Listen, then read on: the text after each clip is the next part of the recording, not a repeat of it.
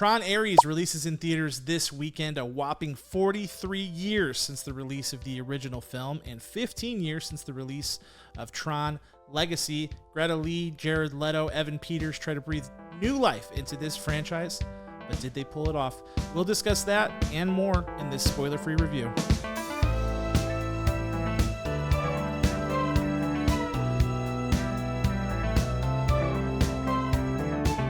This is Popcorn for Breakfast, presented by St. Louis Area Smoothie Kings. Now, here are your hosts, Cam and Kirk. Welcome back to Popcorn for Breakfast. We are so glad you're here, and I'm so glad to have Kirk here with me. Thank you. We're here to discuss a film that I know has been circled, maybe triple circled on Kirk's list since the beginning of the year, Tron Ares. Yes. So if you don't know, if you're new to the show, Kirk's a big Tron guy. I'm a big Tron Legacy guy. He over-indexes on Tron Legacy support. Over-indexes? Yeah. What does that mean? It means if you plotted out everybody in the world on a scale and put them on an index and how much they love Tron Legacy, you would be over the index. Got it. Is that fair to say? That's very fair to say. Okay, yeah. There we go. I don't know. I think I'm at or below the index on that movie. I'm not sure. Yeah.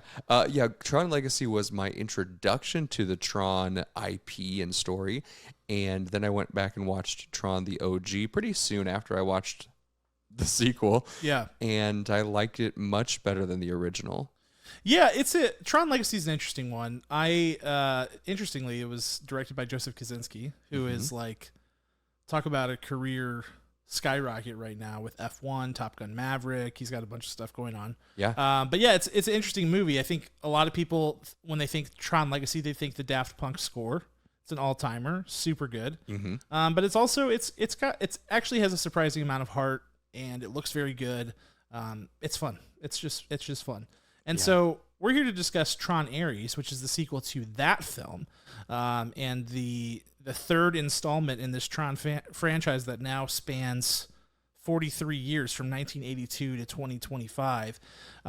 Is it a double legacy sequel because of the time? It feels like it. Yeah. I mean, because didn't this feel very legacy sequel? It did. Ish. Particularly like the way the movie starts, and I don't know, the way they tie it all together, definitely felt very legacy sequel. I don't know that we've ever seen this before. A double legacy sequel.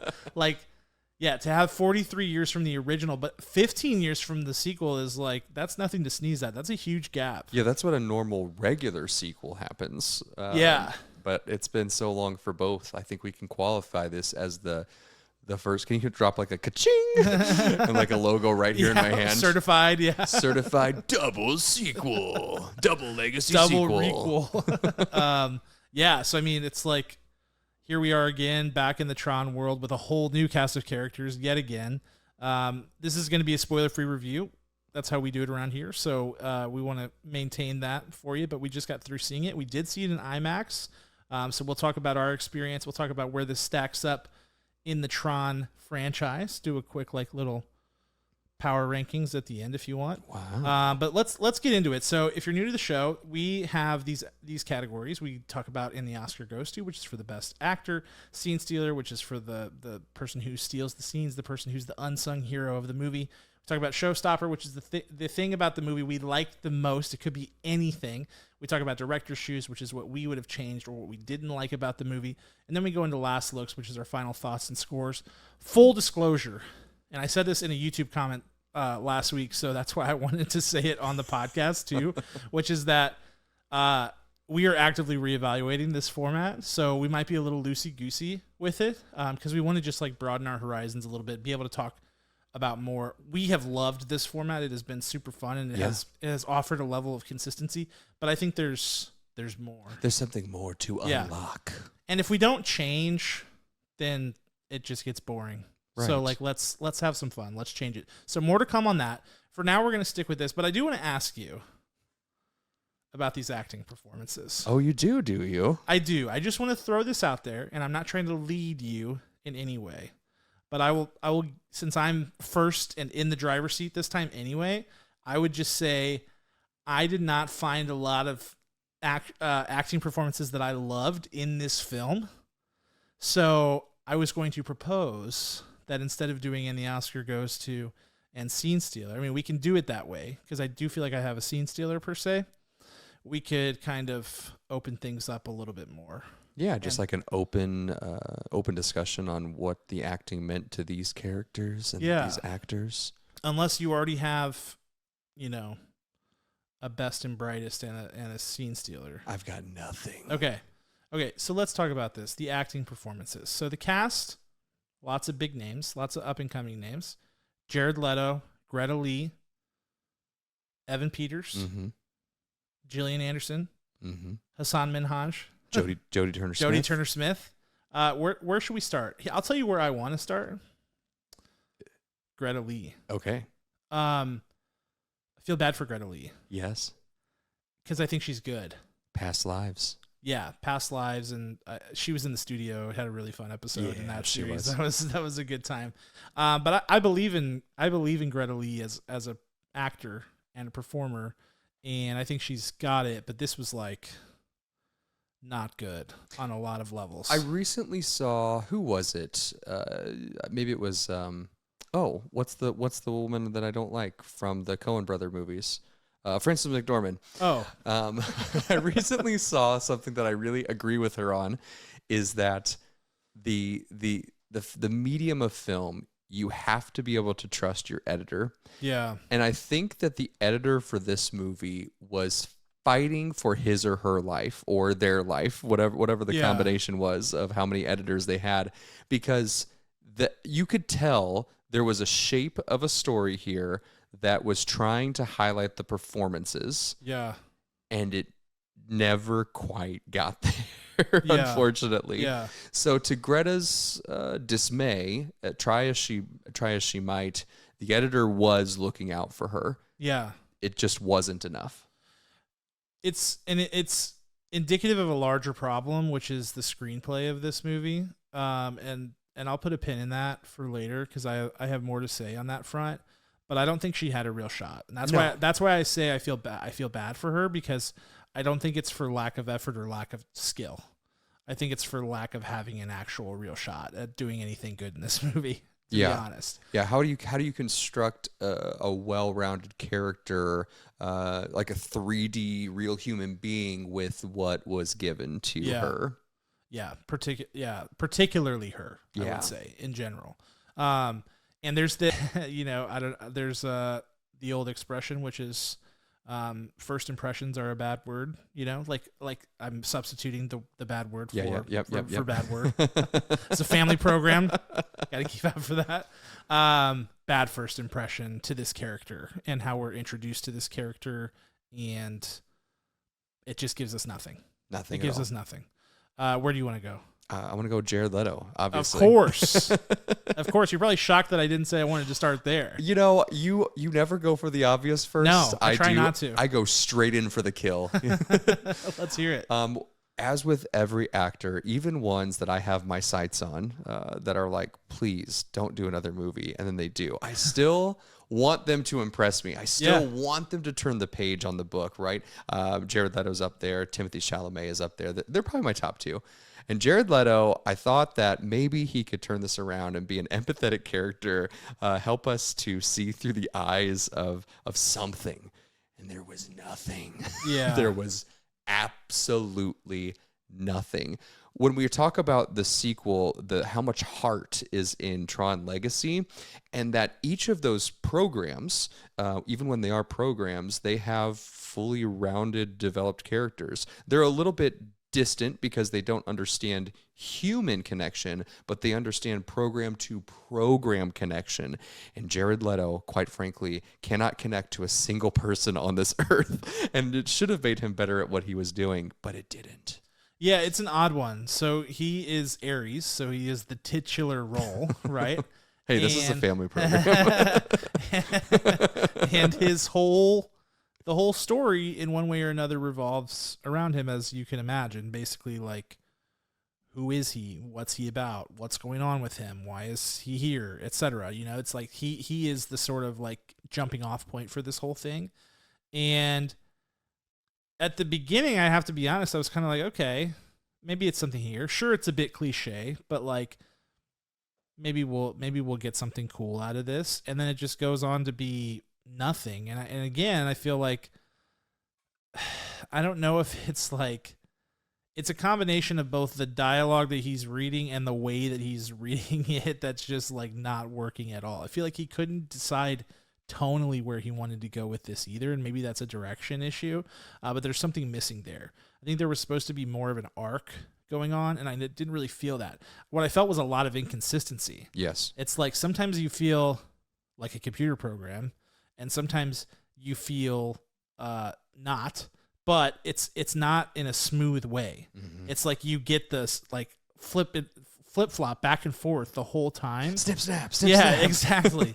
And it never really works or comes together or coalesces in like an actual arc and a well-rounded performance. It's just kind of nothing. Yeah. But I will say, so like on the scene stealer front, I said I did have a scene stealer in my mind.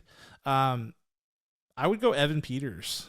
Easily. Yeah, I thought he was good. And I tend to like Evan Peters in general. I thought he was great in Mayor of Easttown. I think he's been good in a lot of things. I really liked him in the X-Men Days of Future Past in that Quicksilver role. Mm-hmm. Really, I think he's a good actor. I thought he did great. I felt like he felt, for whatever reason, so much more comfortable in his character than everyone else. I don't know if it's like, it's hard for me, like without being there, it's hard for me to understand where that comes from, but he was really like taking some creative risks, I felt like, and like showing some emotion and like putting his soul in it. And as you probably have gleaned from the trailers, like he's the bad guy.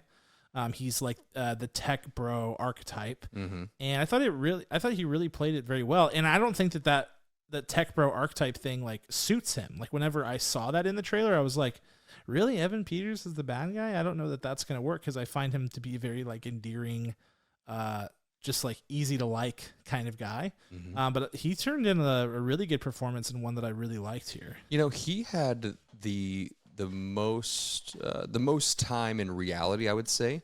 He would have mm-hmm. the most, since he was at the ship of it all, right?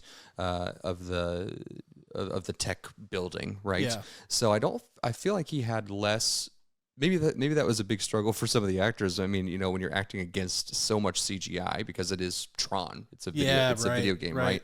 So maybe that helped him just be more of a grounded character and be more reflective of real human emotion. That might be the benefit that he had with his role. Yeah. I also always wonder, like, what's the director-actor relationship on some of these things? So, like, you look at the director here, Joaquin Roning. I'm probably pronouncing his name wrong, his last name. And he's done some stuff. He's done some high-profile projects, particularly for Disney. He did Pirates of the Caribbean, Dead Men Tell No Tales. Not the greatest Pirates of the Caribbean movie, but it's like, this is not somebody who you would... It's not a name that pops up and you're like, I know this person. It's not somebody who probably directs a lot of high-profile actors. Just looking at his list, maybe there is something there mm-hmm. of like, I don't know, like there's not rapport. Maybe Evan Peters is one of those guys who is like, can we take that again? You know, can we run it one more time and I want to try this? And there's more of a rapport there, because a lot of the actors in this movie felt to me like they were uncomfortable. Right. Most of the time. Right. Particularly Greta Lee and Jared Leto. And, well, I don't know if Jared Leto's uncomfortable. I don't know if he's capable of being uncomfortable, to be honest. But yeah, there were even like, I don't know. There were a lot of people that I felt like were having a hard time finding their role. Mm-hmm. I don't feel like Evan Peters is one of them. Yeah, I love what you said about rapport. There's an incredible video podcast interview that Matt Damon has done that I love every time it pops up, about his time on The Departed, talking with Jack Nicholson. And Jack Nicholson, they had a frame of a scene, everything was written, and he said, well, what if we do this in this scene? Jack Nicholson kept saying, and then what if we did this? And then what if we did this? And he does it like 7 times over, and they ended up putting most of that into the movie The Departed because of his ideas for the sinister quality of his character. And I feel like if you don't have the rapport with the character, production, screenplay, author, if you don't have that, then you don't have the flexibility for it. Yeah. But you have to come in ready, and you have to build those relationships pre-production, during production and post-production to make it happen.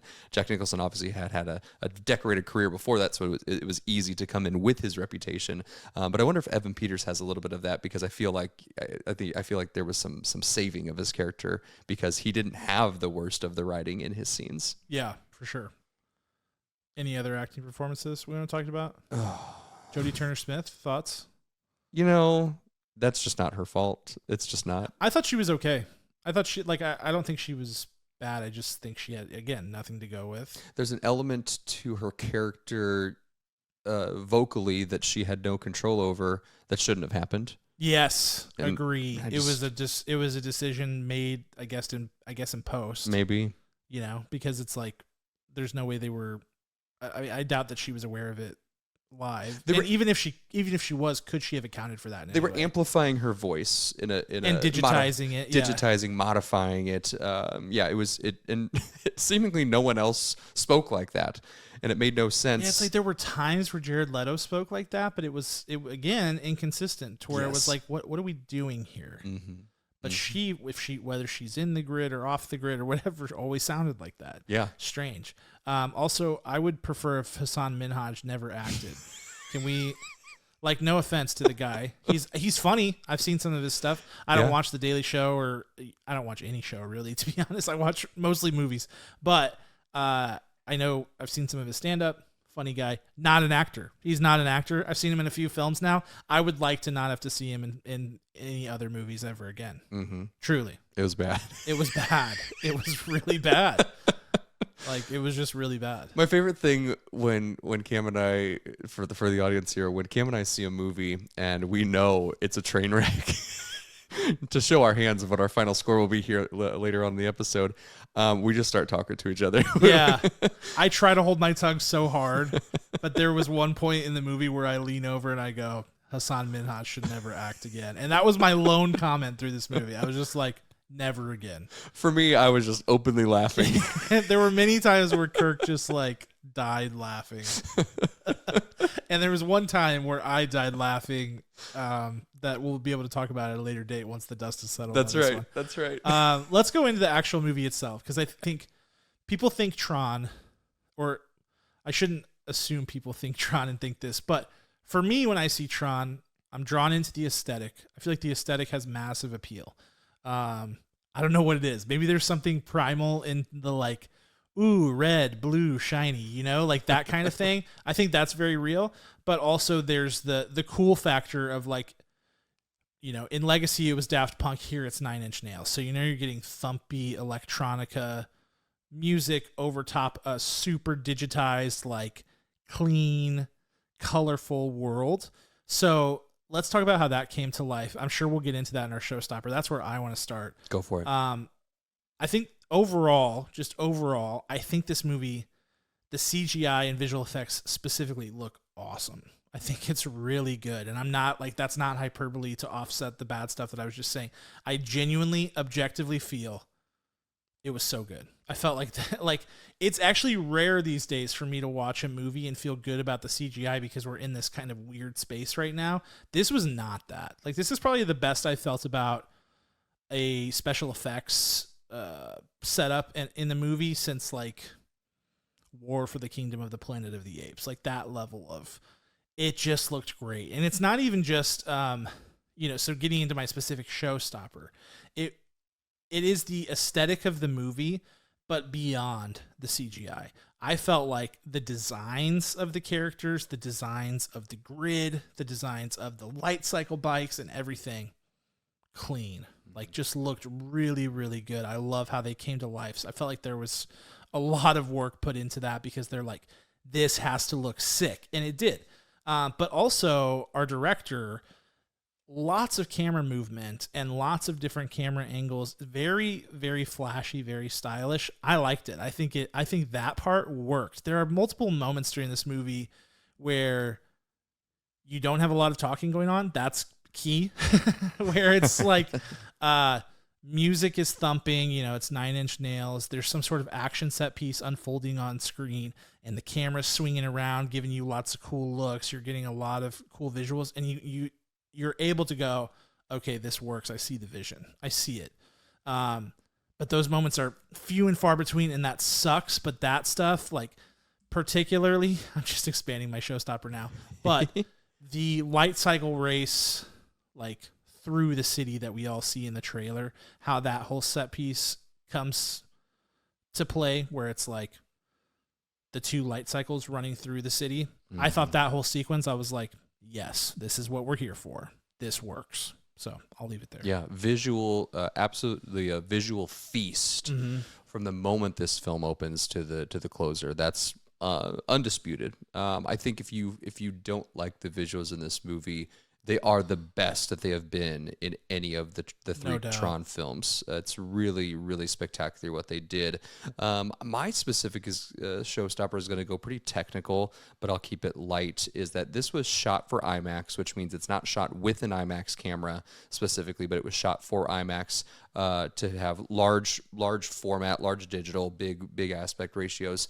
And in order to capture how those incredible visuals were on the screen, you needed the style. The dance of the camera was so specific. So to that, I give the director of photography and cinematographer absolute A+, because you can have a great design, but not show it off effectively. But the way they told the story through those moments, with one exception, with Jared Leto in frame, was absolutely spectacular, to the very definition of spectacular. I loved how, when you're saying like, okay, it's shot for IMAX, well, prove it.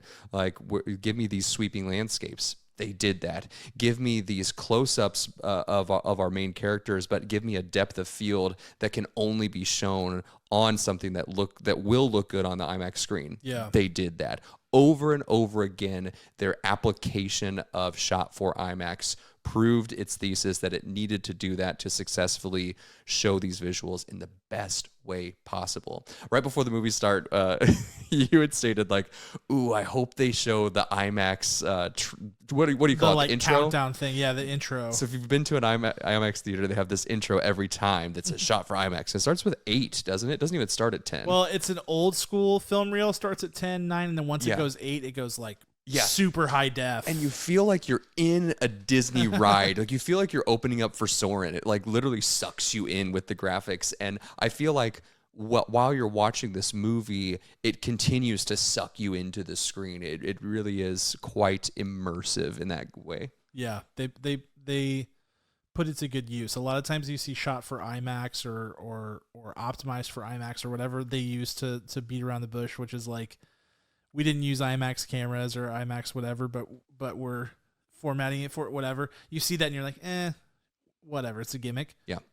Thought this made a lot of sense from the formatting perspective. A+.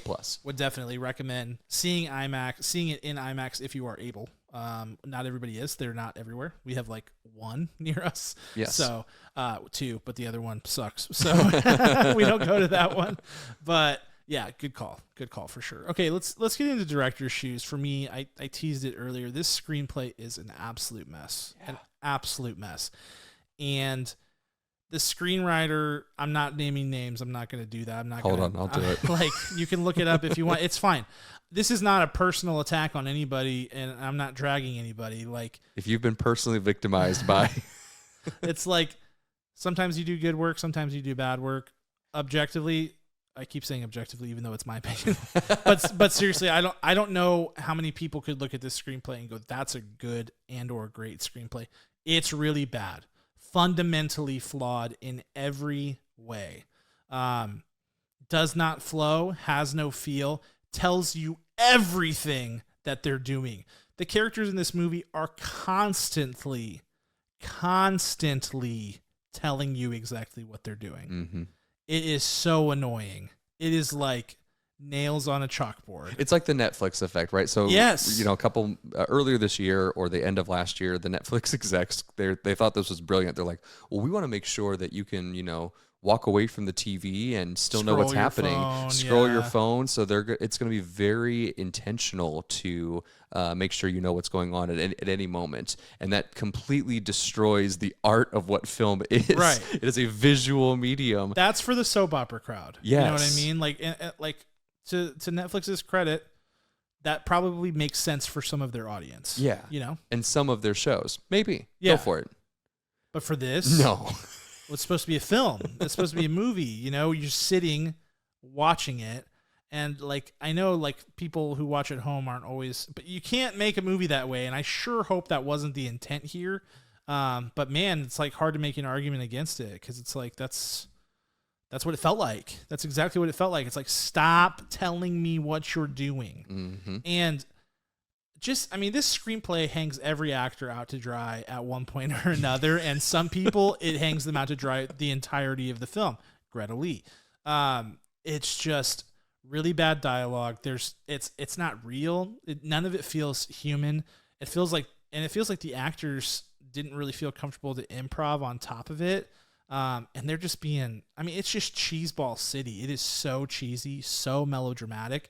And if you grab one thread and pull it, it all leads back to the screenplay. It's all there in the script. It's just bad. I know that the creative process for this probably looked something like Disney saying, we need a Tron movie, give us your best shot, versus, hey, I've written a really good Tron movie, Disney, you want to check it out? Like, would you consider it?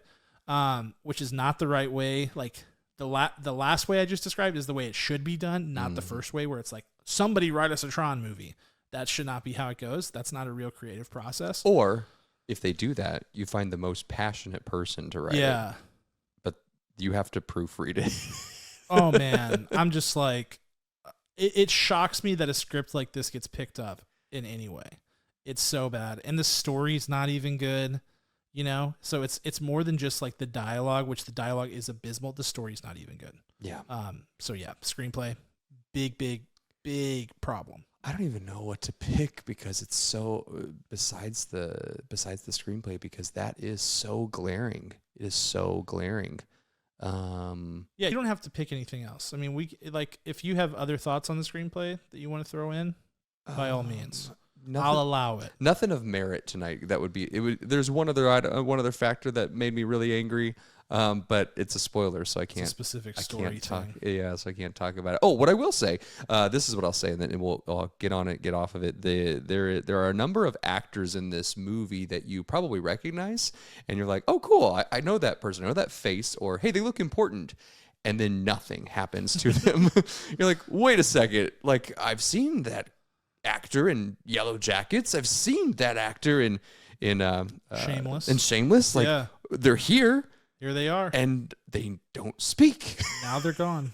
It's like I three scenes. I don't think they're in it just because they wanted to be like, oh, I love Tron so much. I think that their storylines got cut. I think that's what happened here. And we get no resolution to it. But we still get plenty of moments, of shots in the camera that feature them. And nothing happens. So yeah. that part was quite silly. It felt like, yeah, there was...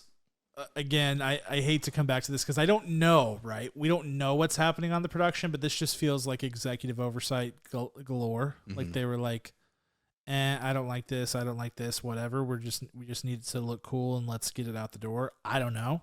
Yeah, I don't know. Sad. It's sad. It is sad. So let's go to last looks. Let's put a bow on it. Really, it's very simple. This is not a well-written movie at all. Visually, it looks very well. Even we didn't talk much about it, but sound design, score / soundtrack, very good. I still prefer the Daft Punk soundtrack to this one. The Daft Punk soundtrack is, to me, iconic, very good. I like Nine Inch Nails. I didn't feel like this was Nine Inch Nails' best work. They had one song that is like pretty close to a copy and paste from Social Network Final Club scene. I mean, like melodically almost identical. Like it's weird. I listened to it in the car on the way home. And then another one, maybe this is by design, could be, probably is, knowing them, sounds just like a Beethoven piece that's like very, I forget which number, but I was like, oh, This is that. So maybe that's by design. I'll have to look into that more. Either way, this felt like not their most inspired work, but an average Nine Inch Nails score is still super fun and works really well. I listened to it the whole way home. So there is that. But visually, and audibly. We always do this. We do it. What's the adverb? Help us. We gotta look that up. We are not smart enough to keep doing this. It's good, but everything else really bad. The actors stood no chance, and even though I ragged on some of them, and it's valid, they really stood no chance. And the story, we talked about Tron Legacy having heart. This does not have heart. Mm-hmm. This is soulless. This is a soulless computer program like Jared Leto. So it's fitting in that way. But let me just say this, make no mistake about it. This thought came to me on the drive home. This thing, when it comes out on physical release, is going triple platinum in Best Buy showrooms. Triple platinum. Yeah. I mean, who wouldn't want a physical copy of that? The artwork that you have of the motorcycle, driving up a building, like, it looks great. I mean, you see this thing on an 80-inch TV at Best Buy, and they're in the grid. Yeah, and it's in full HDR, 8K, like QLED, like the whole thing. You're gonna be like, yes, I want that. I mean, it's just like clean. So good for them on that. I'm going 3.5 out of 10 on this. Okay. Well, again, it's a visual feast, but an unforgivable script. I'm very close to you. I'm a 3.7 out of 10 kernels today. Yeah. There's no more things to say. Yeah. It's funny. So like whenever we get done with these screenings, we go and we talk to the folks that put on the screening and give our thoughts. It's part of our responsibility in doing this. I stepped away from Kirk because I was like, I had already given mine and I didn't want to hear his necessarily. What did you talk for, like 5 seconds? It was like the fastest and you probably said exactly that. I did. I literally said it was a visual feast with an unforgivable script. There you go. It was so quick. I've never seen anything like that in my life. That's what I want on the cover of the digital, the physical copy. I wanted to say that in quotes.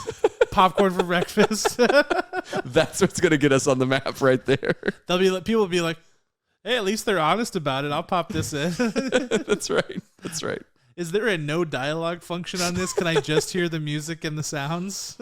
That's a great idea. That is a great idea. They have sing-along options for movies. Like, just drop all of the dialogue. Release the no dialogue cut.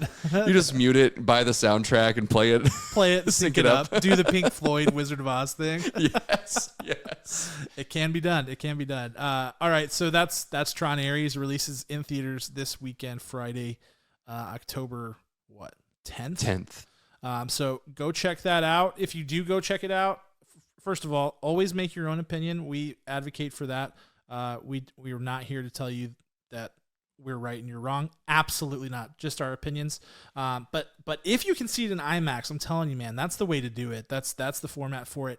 It's going to be loud. It's going to shake your seat. It's going to have all the beautiful, dazzling imagery. I mean, that's worth the price of admission alone, as far as I'm concerned. But we want to thank you so much for checking this episode out. We'll have another review later this week of Roof Man, starring Channing Tatum. So that's going to be an interesting one. And we've got tons and tons and tons of blogs and content going on. We got spooky season going on right now. So we'll be doing some horror reviews on there. Stefano released one earlier this week on VHS Halloween. So all kinds of good stuff. That's on our website, popcorn4breakfast.com. Don't forget the number 4, popcorn4breakfast.com. Otherwise, please be sure to subscribe. Whether you're a YouTube listener or a podcast listener, you can subscribe on either, and that will make sure you don't miss out on any future episodes. And also just connect with us on social media, down below in the comments, on Discord, where you can reach out to us any one of those ways, and we will see it and we will respond to it. We so appreciate you guys watching. We also appreciate our executive producer Ryan, our title sponsor St. Louis Area Smoothie Kings, of course, all of you once again, and we will see you next time. Talk to you then.